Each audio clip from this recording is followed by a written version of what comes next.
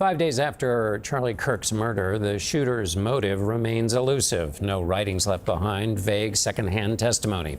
That uncertainty and the risk of drawing sweeping conclusions suggests the murder may share similarities with recent violence not driven by an obvious political ideology.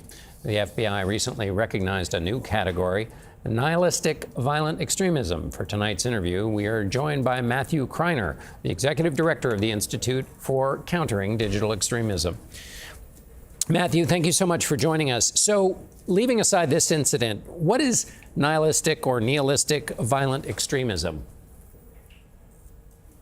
So nihilistic violent extremism is extremism that is driven by a lack of singular ideological framework. It's individuals who are fed up with the world, believe there's no political solution to what they hope to see accomplished in their own goals and their actions.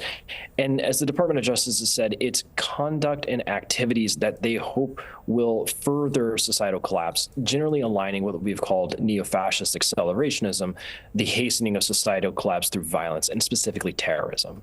Why does it help the FBI to use this categorization, or where does the categorization come from? So about a year and a half ago, the Department of Justice approached me and asked me to help them understand what is this new form of digital extremism that's emerging. And what they were really trying to understand is how does it distinguish itself from previous waves of terrorism activity that we've seen?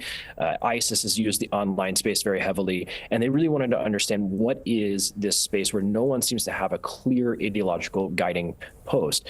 And so this allows them to put things that don't have a clear structure to them into a bucket that nonetheless is seeking to use violence to gain and inform their actions in a political goal. Are there examples, again, leaving this assassination out because we just don't have enough data, are there recent examples that where some act would fit into this category? Yes, in fact, two of the more recent school shootings, including the individuals in Antioch in Tennessee and Samantha Ruppnow in Minnesota as well, both had hallmarks of activity around nihilistic violent extremism. They were connected to individuals and networks online that promotes the idea of societal collapse and using any and every means at their disposal.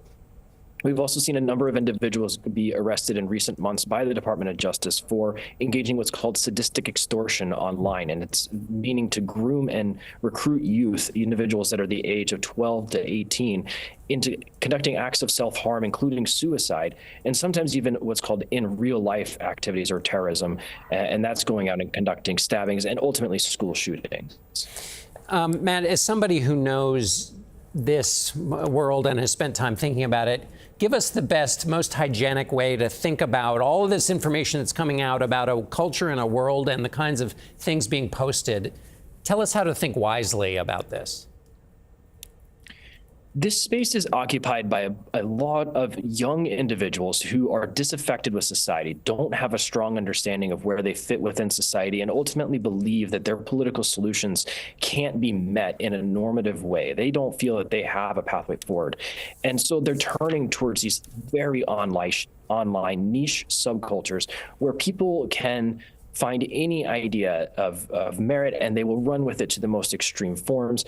Once they're in there, they start to become indoctrinated into these really unusual and scary concepts about recreating school shooters, trying to become the next Columbine perpetrator, becoming very infatuated with Satanism in a way that doesn't really align with the religious understanding of it, but instead is a very extremist, terroristic frame. And ultimately, these individuals are really unclear as to what they're hoping to accomplish, but they know they want to accomplish harm. And so they're engaging in violence and activities in that respect.